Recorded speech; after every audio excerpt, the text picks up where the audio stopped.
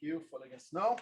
And we're gonna go over some updates and shoutouts, and then we're gonna hand it to Jeff Kahn. He's our attorney in virtual Hawaii over there. So in a few moments over here. Holly, did you do the last one? No. No, that wasn't me. I just I want to brought make my sure glasses. because I see Stephanie's kind of ready. Like I'm good to go, but I'm ready. you guys can share. Go for it. Okay, I'll do it. Acknowledging the good that you already have in your life is the foundation for all abundance. Acknowledging the good that you already have in your life is the foundation for all abundance. So, what does it mean?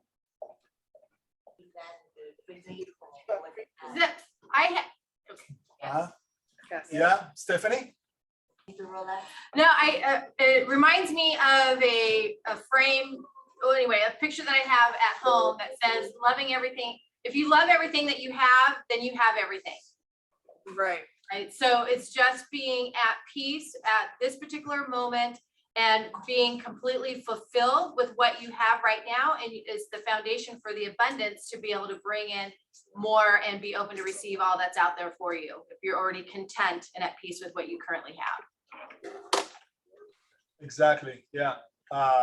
And sometimes if you go too fast or if you go sideways and you're a bit lost, right? Stop for a minute, appreciate what you currently have, and that's gonna help you to focus again on what you're good at, what's good for you, right? What's working, and then you can keep going from there again. Just the simple things in life, really. So think about one person that is good in your life, and in the next couple of minutes, send them a text and say how much you appreciate them, right? Just go ahead and do it, whoever's in the call. One person you can think of. Thanks for sharing. Stephanie, okay. Holly?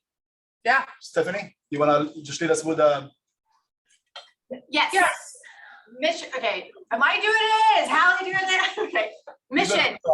To build careers worth having, businesses worth owning, lives worth living, experiences worth giving, and legacies worth leaving. Boom. Well, I say something else. Well, I was going to say it was really funny when we had this discussion at a training a while back for the team leaders and upper leadership, and of course our new regional director says, hey, let's all share the mission statement, and we all kind of looked at each other going, right? So I think it's important that we're all in business with a company that literally puts their beliefs on paper. Do you know how rare that is? It's so wonderful that we built this beautiful businesses amongst each other, but it's not just about business. It's about the legacies that you're leaving to your families. It's about the experiences that we're having together as a team. It's about being proud of businesses that you own, making that shine in the light and being proud of that and growing that to a certain capacity. So anyways. And I think that what's beautiful about KW that, number one, it's an agent focused company, right? The agents are the core of our existence. So everything is being built for us, for you, and around us, correct? And it's up to us to really live up to that, mission statement. Because if you take that and apply it in your life, in your business, and feel free to take a screenshot or take a picture of what you see right now, and think about 22. How can I make that my mission? It's not just the company, because the company mission is your mission, it's my mission too, right? Because that's our opportunity to really make a difference in our lives, in the lives of others. So you're gonna see more of that next year, right? So thank you for sharing. And shout outs, Holly? Yeah, shout outs to Lindsay. I think she's back in her office working right now. Congrats. Was from another company, and within less than a year, she now has built a team of 8 agents. She's now capped, and she's really built her presence on marketing and social media in regards to your specific niche. And it just shows the focus that you can have when you really boil down to what your directive is and accomplish that tenfold and really put all your energy into that. So congrats, Lindsay, on capping so early. With your time with us, it's amazing. And then the legacy that you've built already is the start of something just absolutely beautiful. Congrats, Lindsay. Congrats, Lindsay. Well done. Thank you. And Calabasas, Christine. Oh, Christine. Beautiful Christine Wheeler, capping. I'm so excited for you and so proud of you. You have jumped in with both feet. Yippee! Jumped in with both feet and just didn't look back. So I know this is your first time capping, and you went full time and you capped. So congratulations, and you just still have so much more in the coffer, and just excited for your journey and just so blessed to be a part of it. So I'm proud of you. Well done, Christine. Awesome, Christine. Good stuff. And we got Pierce and Jared, commercial people. Congratulations, guys. On a mission. They're on a mission this year, right? Hirsch and Jared. The interesting thing about them, commercials usually go to the office every single day, right? And they did for years, right? I mean, here she's only like, 35, but still. They took an absence during COVID to work remotely. And it was, once again, this year, one of their best years as well in business, right? So it's all about that kind of intention and the integrity and focus on what you're good at. Can be more proud to be in business with you guys and the entire Calabasas team, and of course our KW Commercial SoCal group, which is the biggest one in Southern California. So well done, guys. Yeah. That's amazing. Holly, all right, congratulations. So we had the pleasure to attend Long Beach Women's Council of the Long Beach installation for 2022 with Holly. That's right, Holly Wright as the president for 22. You can see over here in some action over there, right? And with her group, we had Daniel, who's one of the directors, was absent, but Daniel, congrats as well. She's the first VP, and you want to say a few things about how it felt, and just to kind of I know that Jeffrey was there, Deborah, Cindy, some of our other Sopos, some other people, Anne Marie. It's such a great moment, special moments to be among people who are thriving to do more and live up to their potential. And I think that, and at the same time, we have,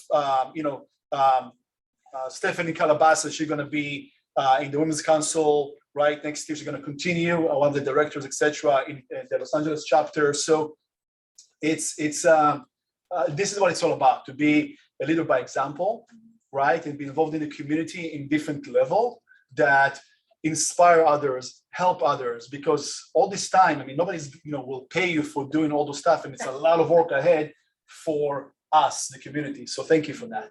Yeah, for sure. I think it's so important as realtors that we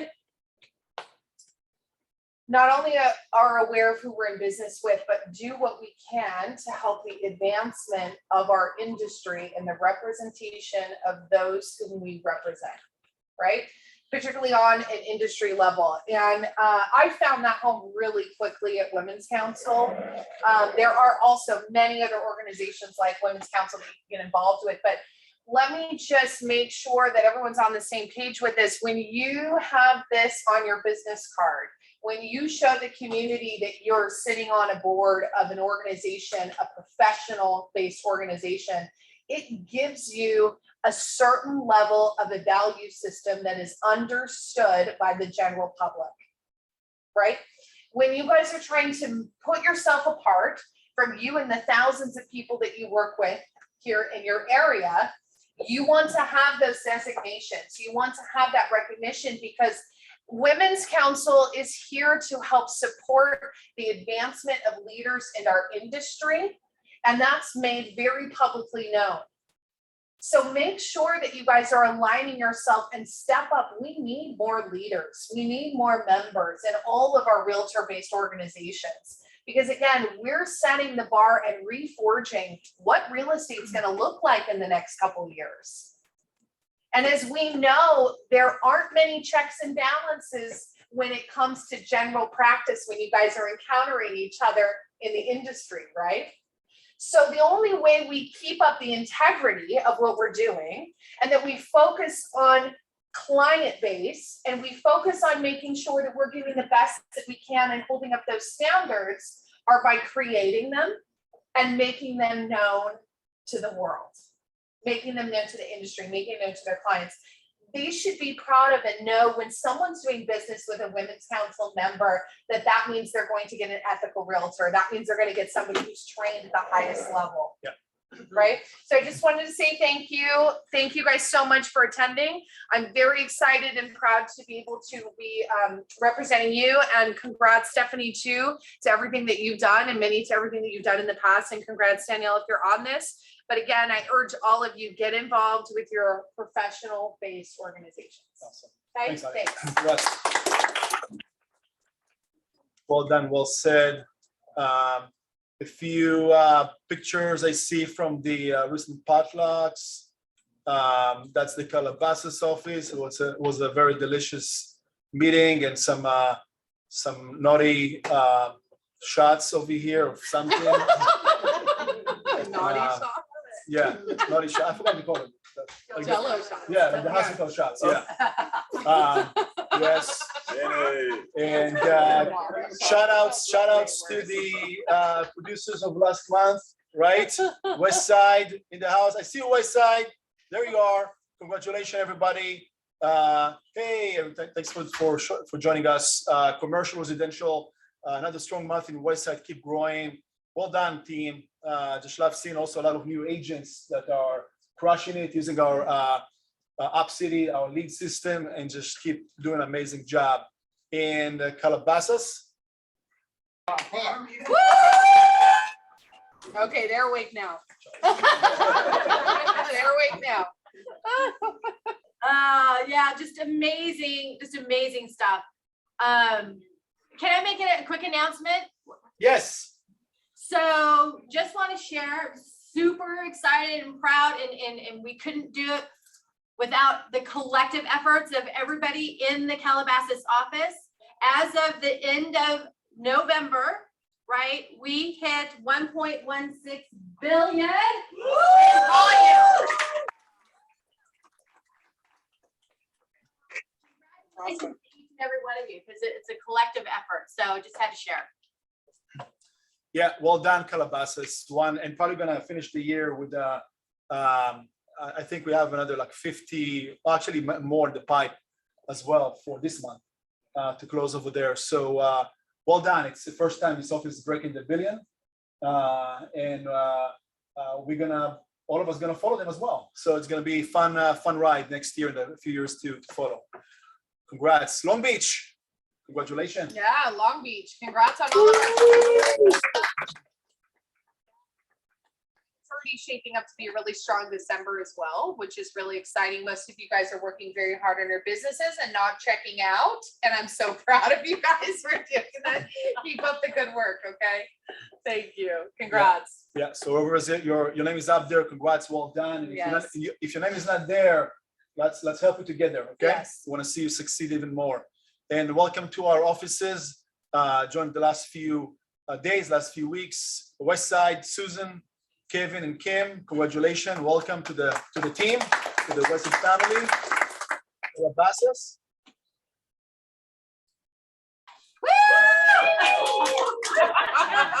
You want to scream all the time.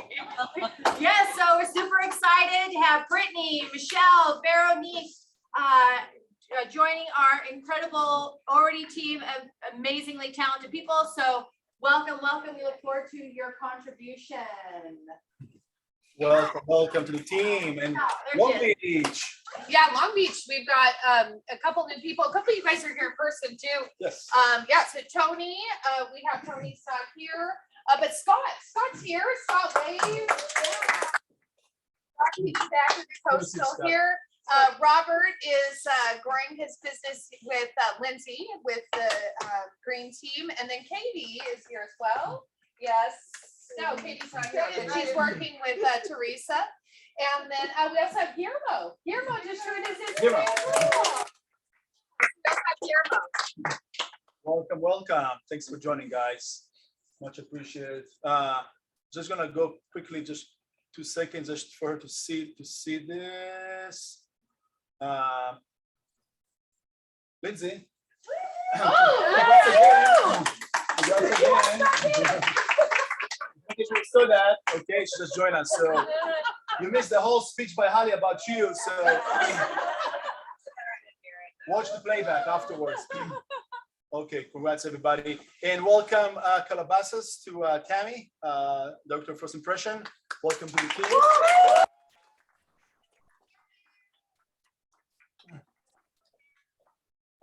Yeah, super excited. Tammy Graff is an incredible addition to our team, Director of First Impressions. So welcome. We're excited for you being part of the family. Thank you, Tammy. And we're gonna do, Rich, we're gonna jump back to you after Jeff. So let's move on to our attorney in the virtual Hawaii, Jeff Kahn. Jeff, how's the weather out there? It's virtually very nice. 80 degrees, little bit of a wind, very nice. I love it. Well, Jeff, thanks for your time. And I know that you have kind of like a checklist for us and other things that you want to share with us. If you need a screen share, I'll give it to you. Just let me know what you need. And the stage is all yours. Yeah, I'm gonna, you can leave that up for a second, but then I'm going to screen share. So right now, we're at the point where the purchase agreement is coming out next week. December 14th is the date that the new purchase agreement is supposed to be out. And along with the new purchase agreement will be all the other agreements, all the other purchase agreements, residential income, commercial, et cetera, et cetera, et cetera. So that's one of the questions is, are all the other ones being updated as well? And yes, they're all being updated to match the new residential purchase agreement. But I've done a couple of classes for your offices already. Hopefully, most of you or all of you have either attended the class or listened to the recording of the class. So I'm not going to really be covering the RPA today, although I'll be happy to answer a few questions later on. But what I'm going to cover today is some of the new forms and some of the revised forms that are also coming out next week, because there's quite a few forms that are going to be coming out next week. And if you look at the screen now, you can see that the one new form I'm going to cover is the TOPA, the tenant occupied property addendum. That's replacing the TIP form, the TIP, which is the tenant in possession. So there's a new form called the TOPA, which is going to be a really, really important form. And then after that, I'm going to cover the revised forms. That there's a million revised forms coming out, but not a million, but there's like quite a few. But I'm only going to cover the main ones. And then as the screen has changed, I'm going to cover some of the laws that are going to be in effect in 2022 that you're going to be interested in. There's a million laws too, but I'm only going to cover the main ones that I think are important for you to know. So with that, I'm going to try to share my screen if I can. And let's see if we can. You should be able to. Yeah, let's hope so. Just give me a second. Now you can see my cats maybe, but. Not yet, but I'm looking for it. Yeah. There we go. Okay, so you should now see the December 2021 forms release quick summary. Do you see that? Yeah, you're good to go. Okay, I'll make it a little bit bigger if I can. Okay, so if you go to car.org and if you go to standard forms, and you'll see the current version of the draft of the RPA, plus you'll see all of the red line version of all the change forms. And then what you're looking at now is a guide to what the forms release are in December, and there's a whole bunch of them. The first set are all the landlord tenant forms, which actually I'm not going to go over today. The landlord tenant area, of course, is still incredibly confusing. If you have any issues with that, you should be referring them to an attorney to let the attorney deal with it. But there's a bunch of new forms that are coming out for landlord tenant. Then at the bottom of this page, you'll see revised purchase agreements. So all the purchase agreements, RPA, RIPA, et cetera, are being revised to conform with the new RPA. And then on page 2,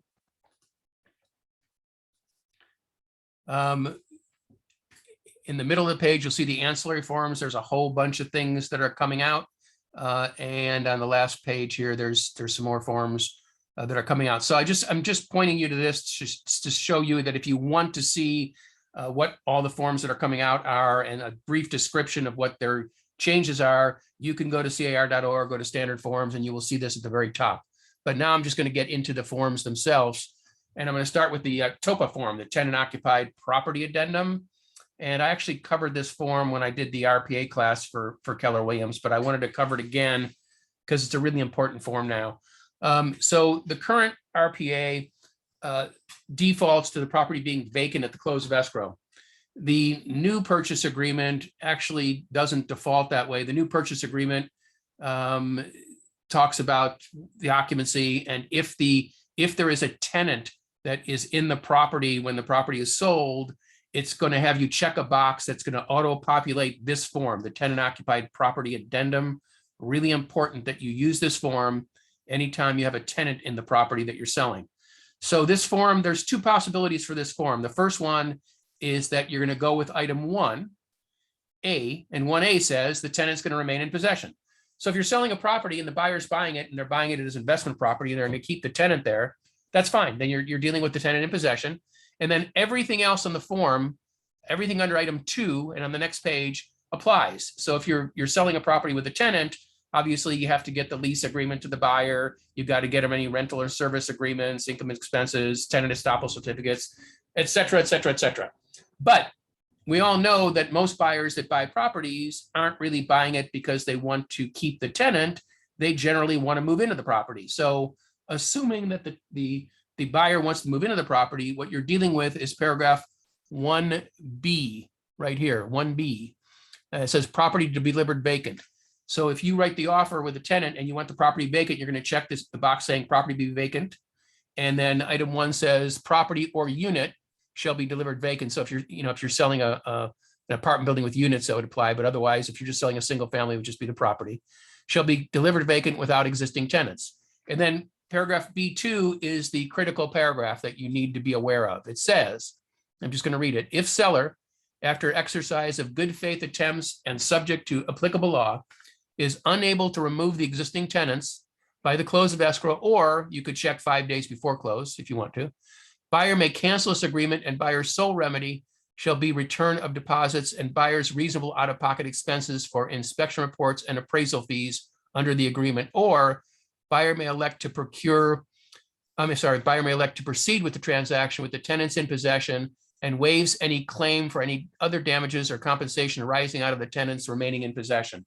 So the key here is if the buyer wants the property vacant, we all know that it isn't always easy to get a tenant out now, especially with all the new laws and things in place.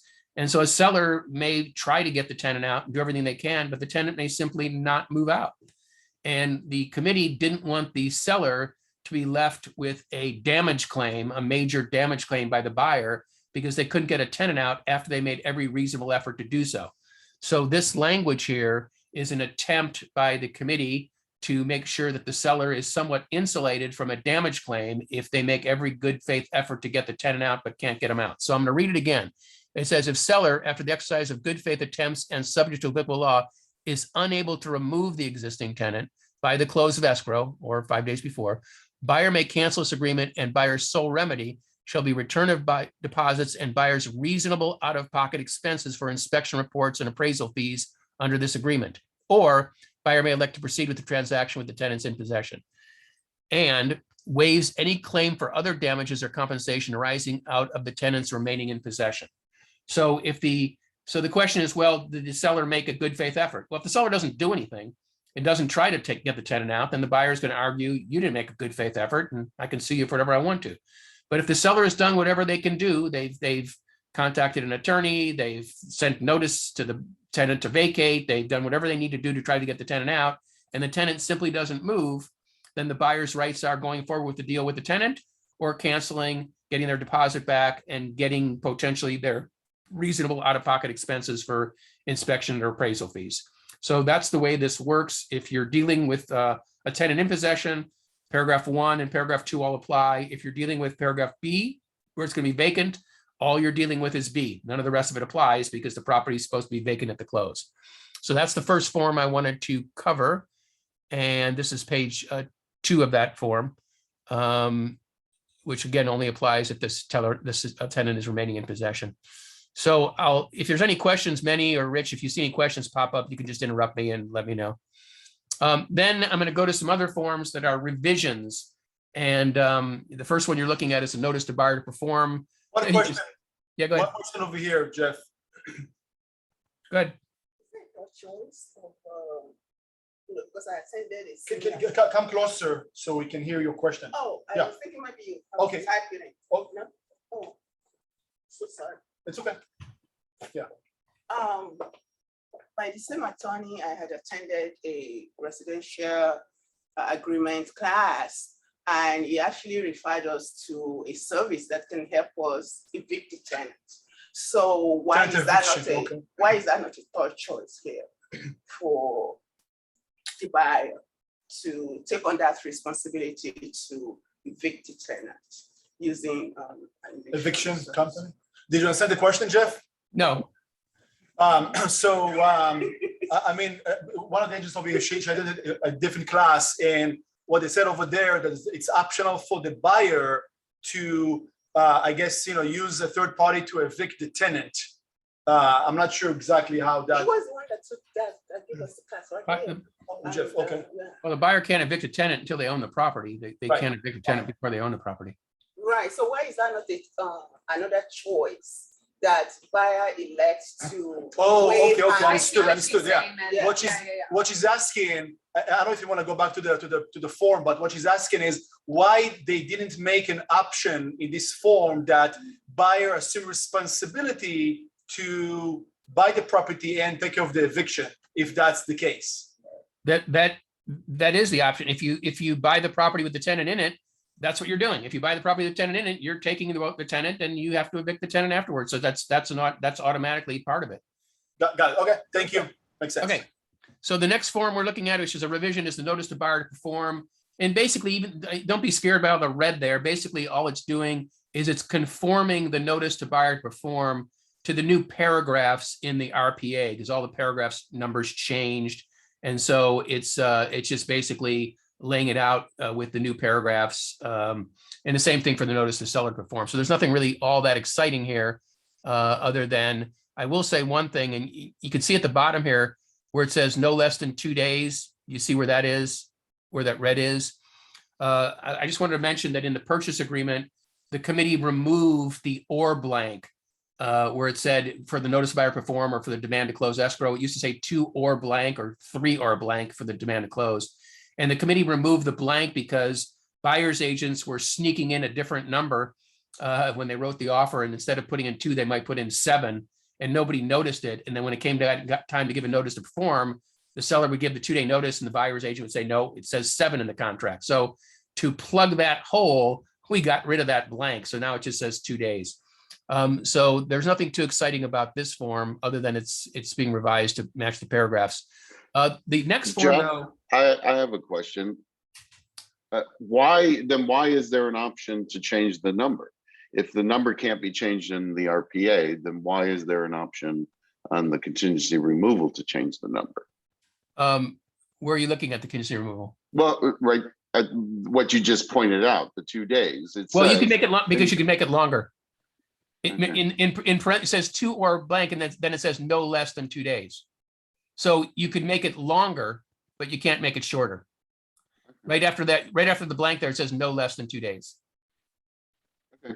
So you couldn't put a 1 there, but you could put a 5 if you want to, because now you're giving them more time, and you can always give them more time.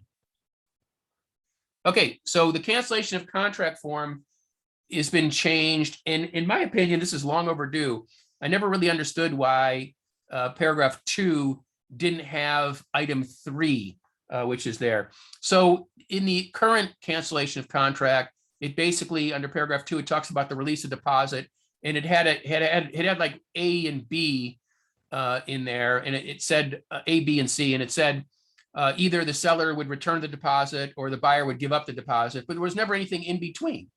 And so the committee wound up coming up with item 3, which now says the buyer authorizes release of blank from buyer's deposit to the seller, the balance to be returned to the buyer, each party to pay for their own unpaid contractual fees and costs, whatever.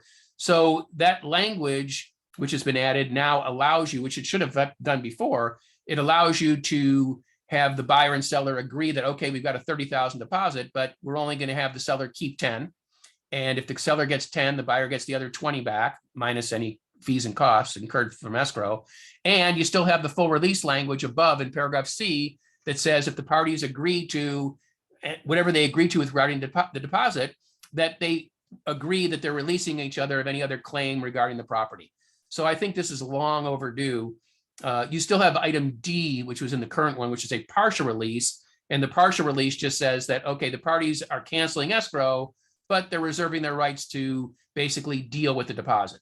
So D is if you can't get the parties to agree to the deposit, but everything above that, A, B, C, has to do with the deposit being released by agreement between the buyer and seller. And it could be the whole to the seller, the whole to the buyer, or a partial. So that's the new thing is C. And that I think is a major addition, which was long overdue. So that's the change on the cancellation of contract form. And then that's just page 2 of it. And then I go to the contingency removal form, and the contingency removal form, again, is just being changed to conform to the paragraphs in the new purchase agreement. But the committee did delineate it a little bit more. If you look at paragraph 2 here, if you look at 2C and 2D, you'll see that there's separation now for the investigation property where you can just eliminate the entire investigation contingency or only the physical inspection or the investigation except for the physical inspection or the entire contingency except for X. So it breaks it down so you can eliminate what you want to and not have to eliminate the whole investigation contingency all at once.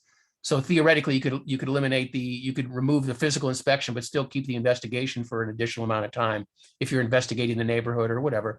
And then also it's separated out the review of seller's documents, which it didn't have before, so that there's a place for the review of the seller documents where you can remove those contingencies. So otherwise, it's basically the same. It's just a little bit more delineated, and it has the proper paragraphs going with the new RPA. So I'm going to keep moving along unless I hear questions. The buyer counteroffer has one significant change in it, and that change is down here in paragraph 3. There's some red up here, but nothing really all that exciting. Just talking about liquidated damages and arbitration having to be initialed by both parties. But paragraph 3 has an additional line in here that's new, but it's not actually the line that's in red. It says buyer makes the counteroffer on the terms above and acknowledges receipt of a copy. And the new language is, by making this counteroffer, any previous offer or counteroffer can no longer be accepted. That's the new language. And then there's a statement saying the terms and conditions of those documents are incorporated into this counteroffer unless otherwise agreed. So what they're telling you here is, let's say the buyer makes an offer and the seller counters it. Okay, the seller counters it, and then the buyer makes a counteroffer back to the seller, right? At the moment in time that the buyer makes a counteroffer back to the seller, that counteroffer is accepting everything previous except what's changed in the counteroffer. But by making that counteroffer, the buyer no longer has a right to say, oh, I was just kidding. I'll throw this counteroffer in the trash and I'll sign your seller counteroffer. Once you issue a counteroffer, you can't throw it away and go back and sign the other party's counteroffer. You'd have to just go, you could get to that point, but you'd have to go back with counteroffer. You can't just throw away a counteroffer like it never existed and sign a previous counteroffer. So that's the purpose of the language in paragraph 3. So are there any questions on that? Everybody understand it? Okay, I'm just going to keep moving along unless I hear anything. Receipt for reports.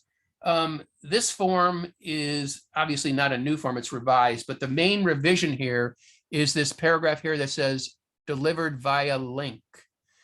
If you took the class either through me or CAR, you will remember that, or hopefully you'll remember that one of the ways of delivering documents now is via link, and especially documents that are, 100, 200, 300 pages. You're not going to deliver the TDS via link. You don't need to.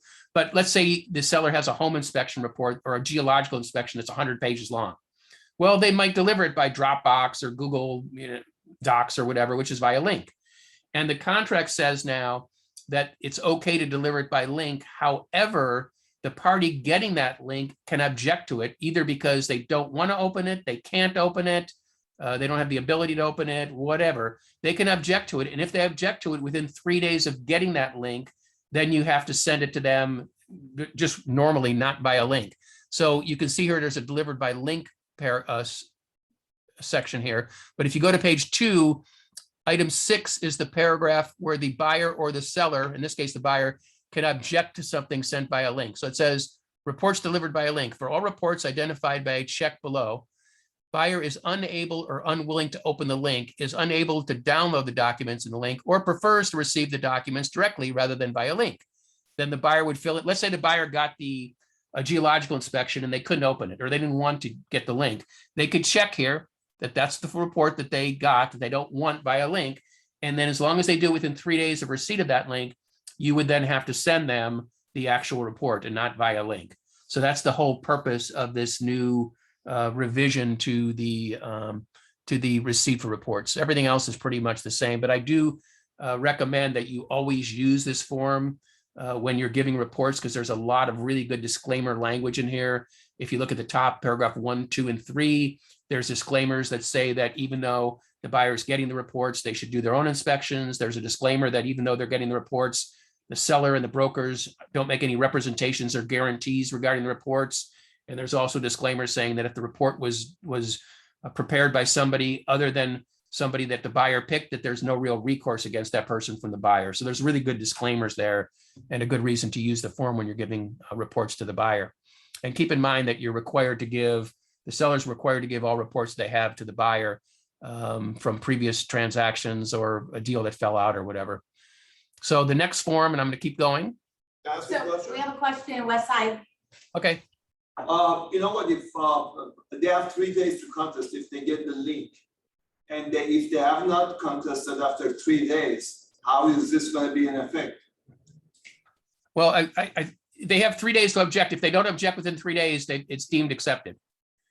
So once the 3 days goes by, if they don't object, they have no further right to object. If they do object, then They did it a week ago, and you're sending them this now. So the 3 days passed, and they did not object to it or reject it.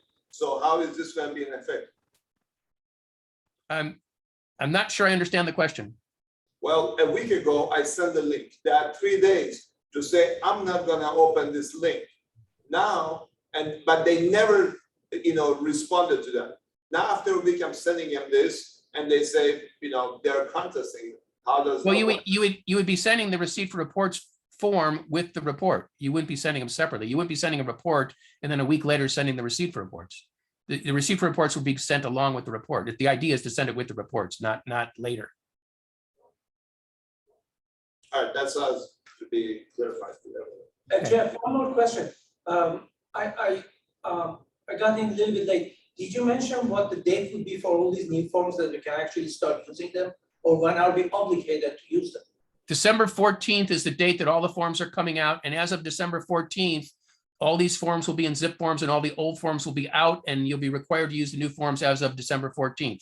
You'll no longer be able to access the old forms once the new ones come out and the revised ones come out. Got it, thank you. So December, now I'm not positive that December, they're saying December 14th is the date. So there's no guarantee, but that's what they're shooting for. And once that happens, zip forms will immediately change and you won't be able to find the old forms. You'll only have the new ones. So the best practice is every time you send something via link, you have to send the receipt for reports along with it. Yeah, I would say yes, that you want to do that. Yeah.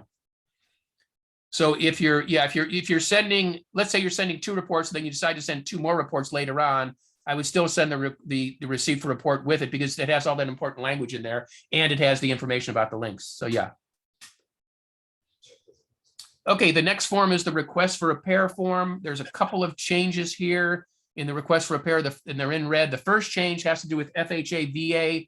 So there's a section now, if you're dealing with an FHA or VA offer, where the buyer is actually spelling out what requirements the FHA or VA appraiser is requiring for the property to be repaired.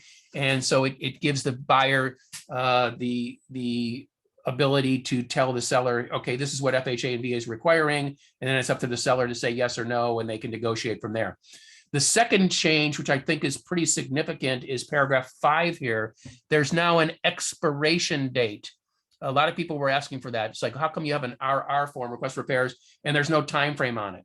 Well, now there's an expiration date. It says buyer proposes the request for repairs which shall be deemed revoked, and then it defaults to 5 p.m. on the third day, just like the purchase contract does, but you can change that if you want to. So there's now a time frame for the seller to respond. It doesn't mean that the seller has to respond. The seller doesn't have to respond to a request for repairs, but by giving a time frame to the seller, if that time frame runs out, then basically it's deemed that it's no longer valid. So it's putting some pressure on the seller to say, okay, you need to respond to it within 1, 2, or 3 days if we want to go forward here. But if the seller doesn't want to respond, they don't have to. So those are the 2 changes in the form, the FHA VA language and the expiration. Also, another change in the form is, if you look at item, all the red stuff here, it's kind of the same thing that we said in the counteroffer. It says effective buyer's request. Buyer makes this RR on the terms above and acknowledges receipt of a copy by making this RR. Any previous RR or seller's response and buyer replied to request for repair can no longer be accepted. So it's the same logic as the counteroffer. Once you do a request for repairs and get a response back, you can't just say, oh, I was kidding, I'm just going to sign the previous request or whatever. You have to do an orderly process. And if you make a request and you decide you don't want to go with it, then you're gonna have to make a new request. You can't just sign a previous one. Just like with the counteroffer, once you make a counteroffer, you can't just go back and say, I was kidding, and sign the previous counteroffer that's been basically shut down by the fact that you issued a new counteroffer. So that's the additional language there. And the same language is going to be in the RRRR form, the seller response to the buyer request for repairs. Seller property questionnaire. One question, Jeff, over here. And by the way, I have to practice my RR as well. Just well done with the That's a RRR. pirate. Yes, Holly, question. Yeah, Jeff, really quick, back to the disclosure reports or the reports received. So if there's any time that has passed between receiving one report and the next, we still continue to use the same form, but just have multiple copies of it, correct? We don't use the same form and keep adding back on to that. If you're doing the request receipt for report forms, if you're giving, let's say you're giving the home inspection and the roof inspection now, so you give those reports with a receipt report, and let's say next week you have to give a sewer lateral report or something else, then I would just use a new receipt for reports with the new documents. Got it. Okay, so yes, keep doing multiples and Yeah. Got it. Perfect. Okay, thank you. Okay, sure. Okay, back to where I was, which was seller property questionnaire. So the seller property questionnaire has had a few changes. One of the changes you can see in red is that they keep indicating in this form that there's no time limitation on whatever the request is or whatever the question is. So except in the case of if there's been a death in the last 3 years, that obviously has a time limitation.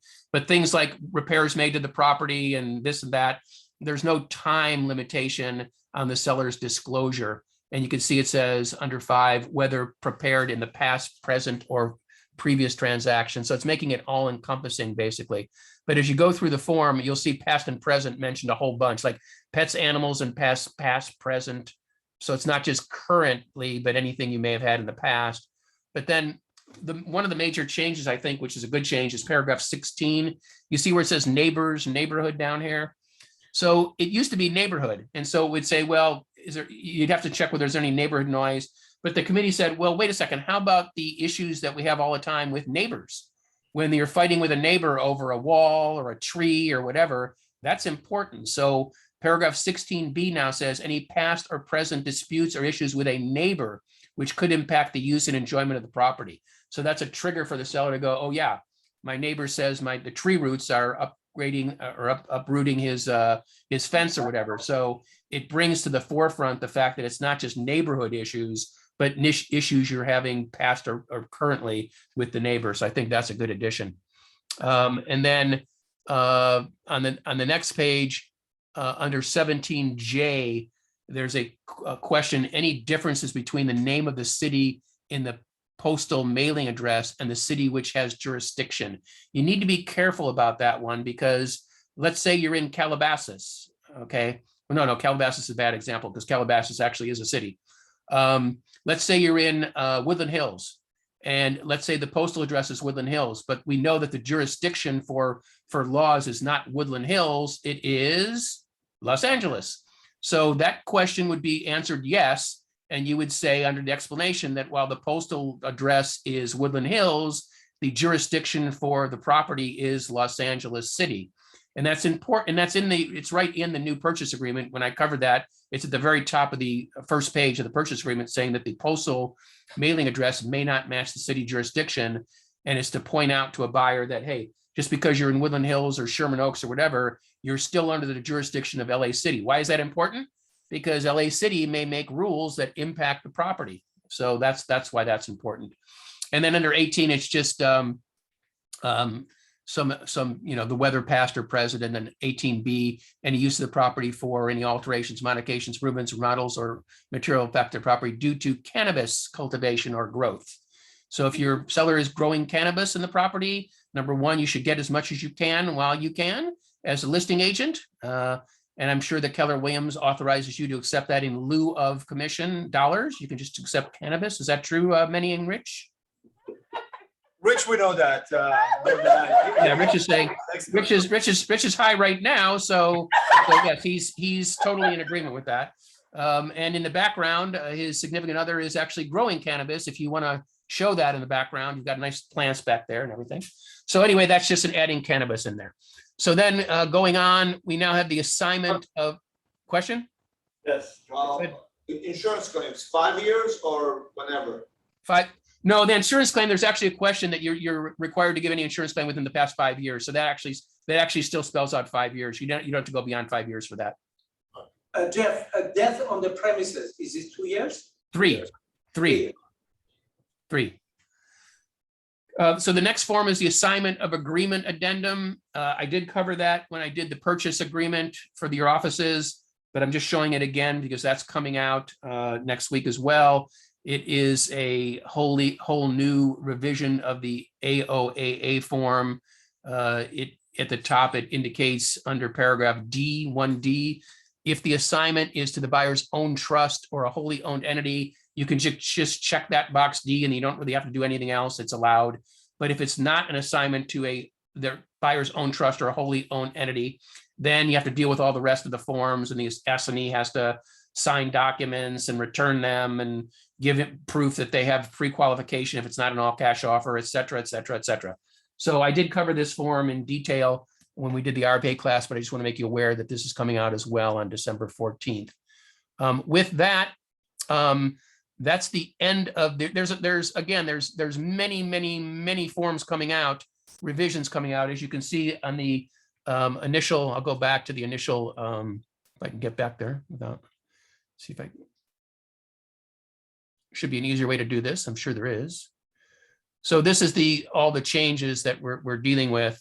The ancillary forms, you can see that there's tons of them: stock cooperative, tenant in common forms, et cetera, et cetera. But the ones I covered were kind of like the main ones I thought that were important to cover for you today. So now I want to switch gears. If there's no other questions, I want to switch gears and go over a few of the law changes that are going into effect.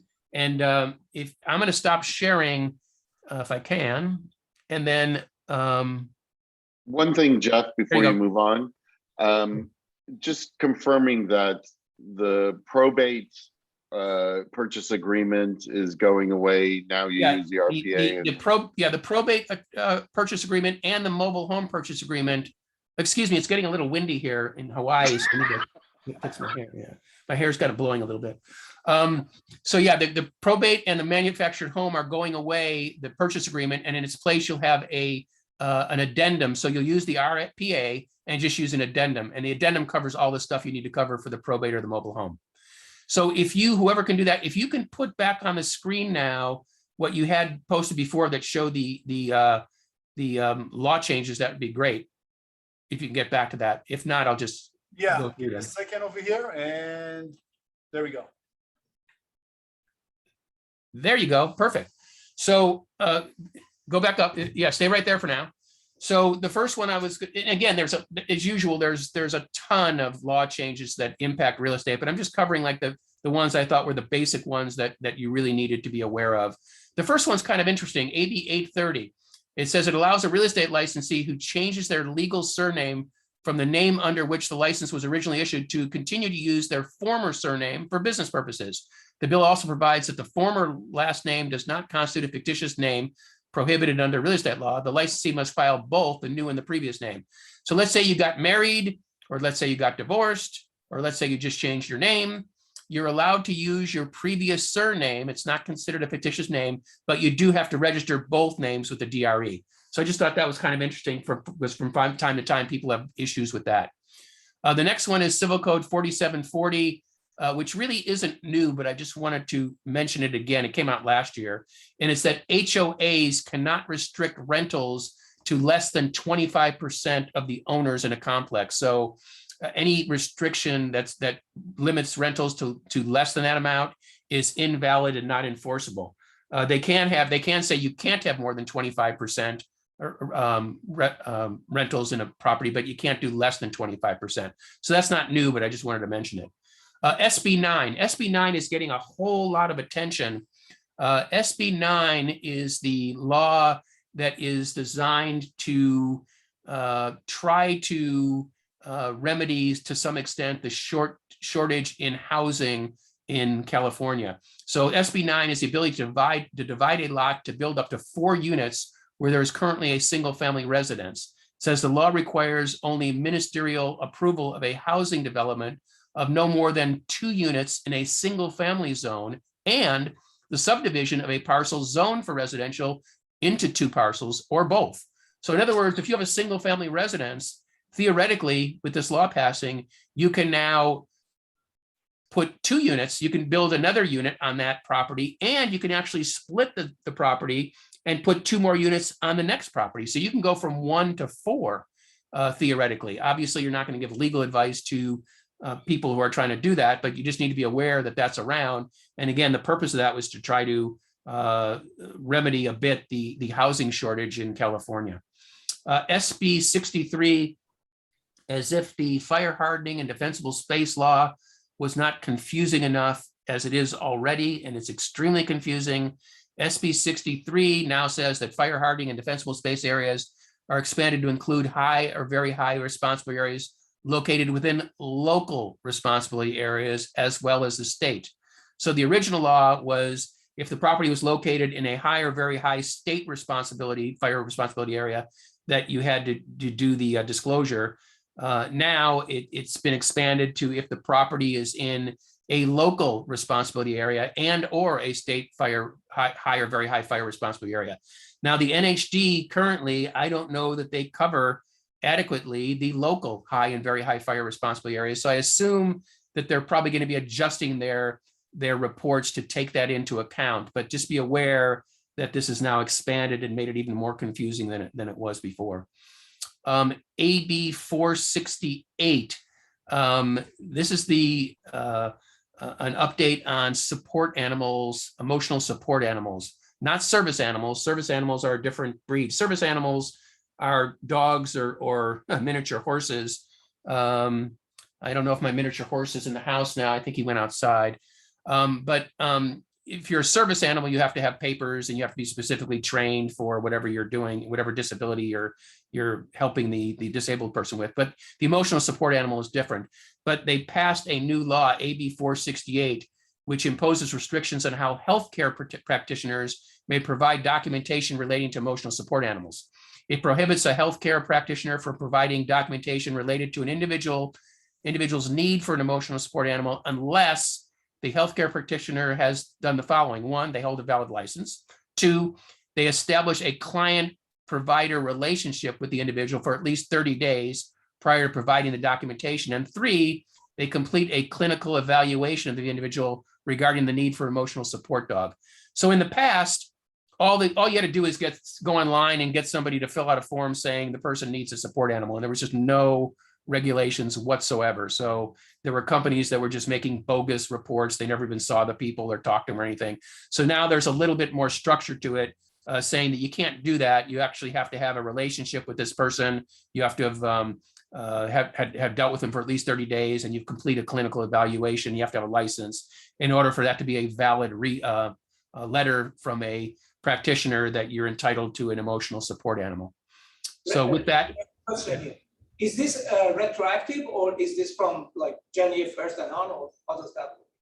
I think that I'm not sure. I think it's in effect. If it's not already in effect, it goes into effect January 1st. I think it's already in effect, because I've heard of this before. So I think it's already in effect now. So what happens to the previous ones? Say again? What happens to the previous persons that they got? Well, once if you're already in, it's not going to be retroactive. I think where you can go back a year and say, okay, you never got that letter. I think it's only, I see your question. So it's only going forward as far as I'm aware. Thank you. The next one is talk about confusing areas beyond belief. The next one is the COVID-19 Rental Housing Recovery Act. You all know now that the statewide moratorium ended September 30th, 2021.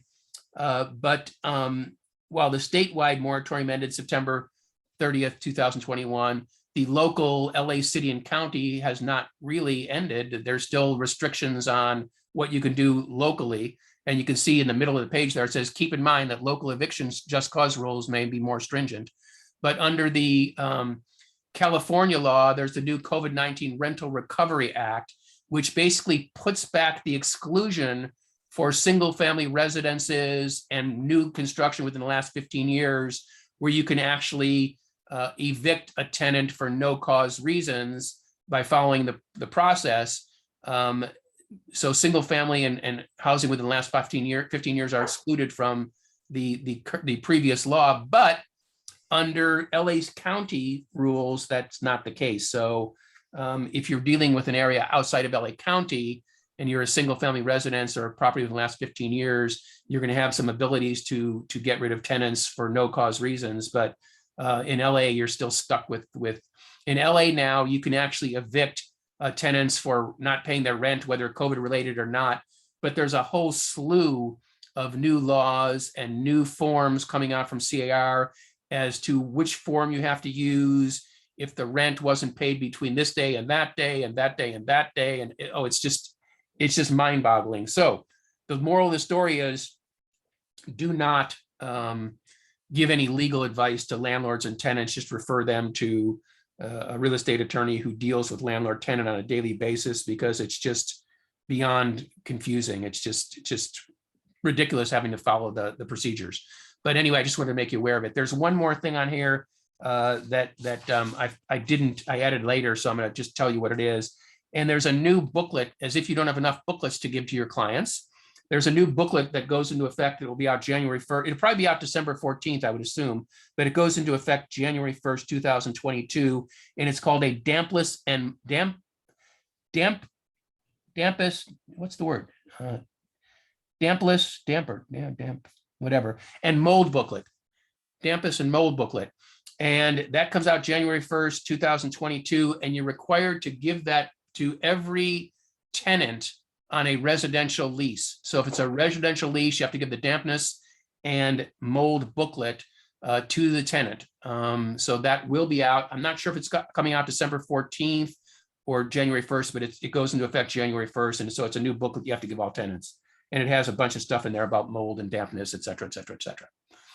So with that, those are the basic, again, there's a ton of new laws. If you want to see all the new laws, you can go to car.org, and in the search feature on the top right, you can type in new laws and it'll pop up another page, and then you'll see the 2022 new laws. And there's probably, I don't know, 50 or 60 of them.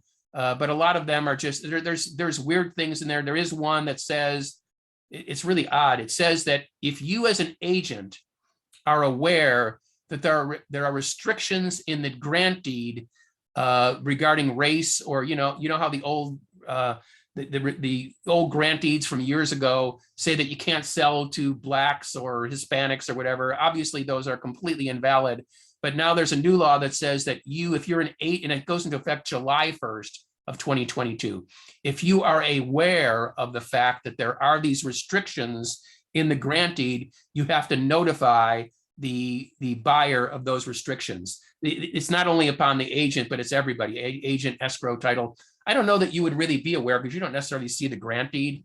So I think it's more going to fall on escrow and title. And there's also things in this law that require the county recorder to take steps to get rid of that stuff. But I just want to make you aware that as of July 1st, 2022, there is this new law about if you're aware of any discriminatory language that isn't legal, you have to notify the buyer. And there's a bunch of other things. There's something about an appraisals that the appraiser going into effect, that the appraiser has to state that they can't use any discriminatory information in doing their appraisal reports. So there's all kinds of things like that. But if you do want to see all the laws, just go to CAR.org. Under search on the top right, just punch in new laws and it'll pop up. And if you want to see all the forms that are coming out on December 14th, go to the same thing, go to standard forms, you'll see new and revised forms, click on that. You'll see the December forms release quick guide, and then you'll see all the forms, including all the red line forms. The purchase agreement is not redlined because it's just completely changed. So they really couldn't redline it. But what you're looking at, if you go to the standard forms now and you look at that, that's pretty much the final version, subject to a few grammatical changes that's going to be coming out next week. So with that, any other questions that anybody has, I'd be happy to answer. So good job, good job, Jeff.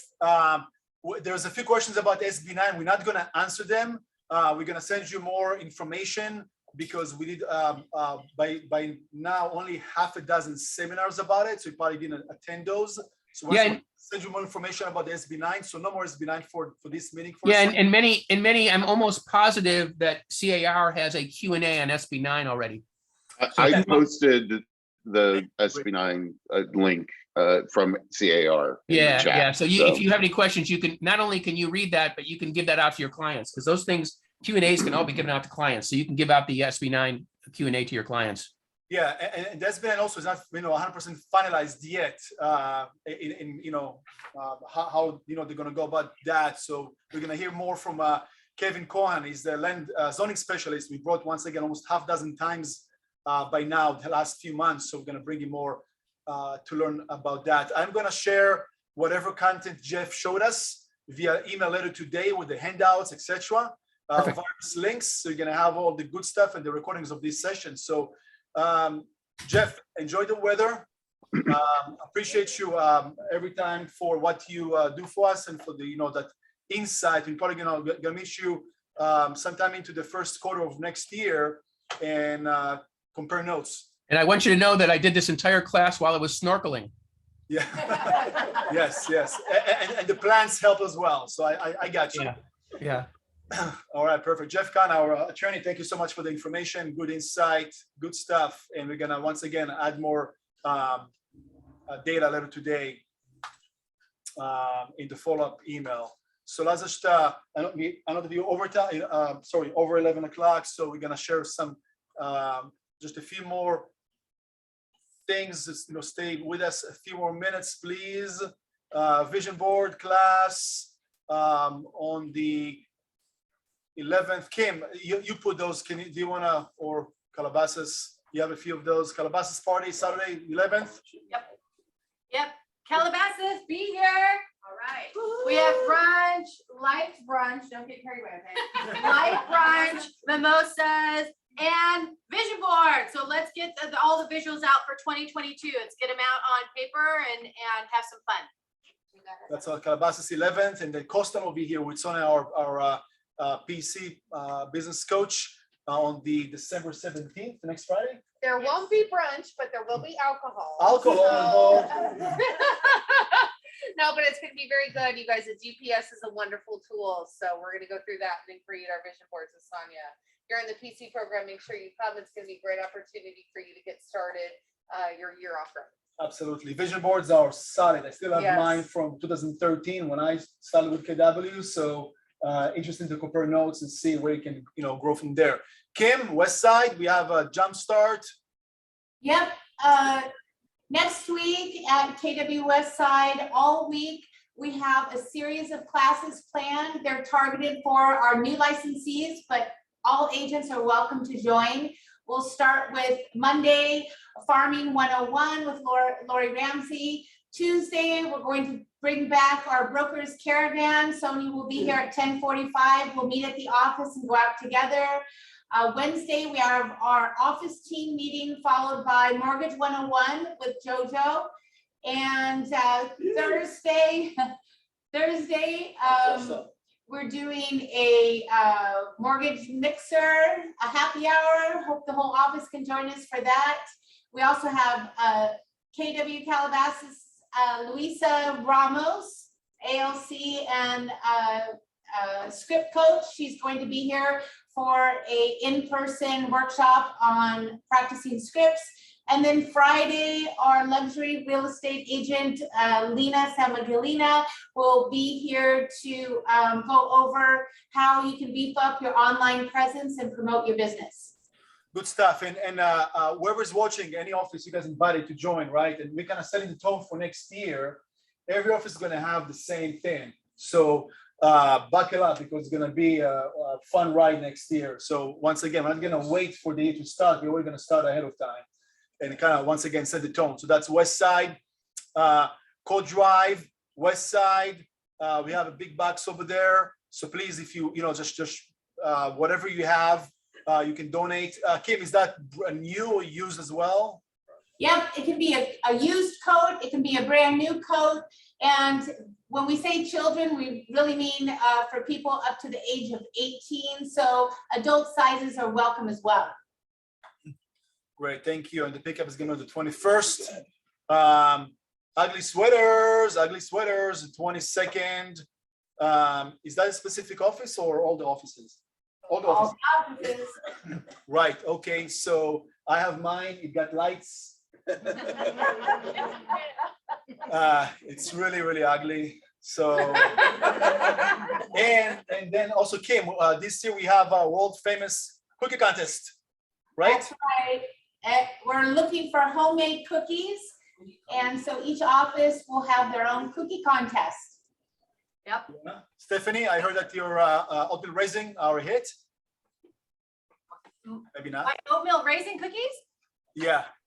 I don't make oatmeal raisin cookies. I have never ever made oatmeal raisin cookies, but you know what?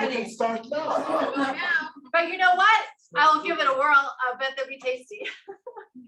You got it. But well, it's just to kind of to finish the year with a fun theme. We always do the ugly sweaters, but we're gonna add the the cookies as well. So let us know if you want to sign up and compete. It's gonna be a fun prize at the very end. And Coastal holiday party is next Tuesday the 14th, 6 p.m. So reach out to the front desk to get more information. It's gonna be a fun party over there. And then the Calabasas party on the 15th at the Calabasas office. We have a white winter party theme. So if you a red wine drinker, good luck with that. And the West Side party gonna be the 21st. No white party, that's good. And gonna be fun as well. The office, so we're gonna have lines, of crazy parties, and it's gonna be fun once we get finish the year like that. The 13th, that's next Monday. We have Jeff Glover. He's one of the big producers nationwide in KW with a group of other top producers. They will mastermind the LAX Marriott. It's a 9 a.m. to 12 p.m. a half a day session. Costs only $19. $19. So feel free. I know, every office we have a lot of people going. So reach out to your TL or MCA and ask if they know who's going, right? And some of you are going to carpool, etc. So you're going to see a lot of those next year in 2022. A lot of webinars, seminars. Ours or outside from KWs that we're going to hold in California and of course nationwide. But we're going to try to bring as many as we can region-wise to our areas, and we can learn from like top producers, like just good stuff. I'm going to skip this for a second to save time, if it's going to let me to skip it. Just a quick video for a family reunion on February 19th. If you want to join us, someone's going to fly out and attend that in Orlando, Florida. And hopefully they're not going to change anything by then because of COVID restrictions. It's been, 2 years actually, right? That was the last event in Texas, Dallas, Texas, in 2020 that we had. It's going to be 2 years since the last live event. So more information to come. And then just a quick glance on what's coming. If you've been in the office, 2 years or more, you know what those are. We stopped doing them during COVID, but those are our annual planners. So you guys are gonna get everything. It's gonna be color coded by holidays, events, masterminds, team meetings for every office separately. So you know exactly what to expect. And once again, as we lead, as business owners, you need to know what you have going on 12 months in advance, how to build your business, right? It's going to help you to break every quarter and focus on the big stuff that we provide. And in addition to what's going on, and we're going to kind of zoom into every piece of that training, culturally, socially, etc. And you're going to get a breakdown of all the masterminds by the month, by the topic, by the day and time, even a monthly book clubs, right? We're going to hold the book clubs in person at each office. Every office got a book ambassador. We're going to announce them by the end of this week once we're going to finalize the flyer and other good stuff as well that we have for you guys. So with that, Stephanie, Holly, anything else to share? That's it. Rich, all is good? Okay, all right, guys, that's all we have for today. Thank you so much for joining today, and look for the recordings and the follow-up email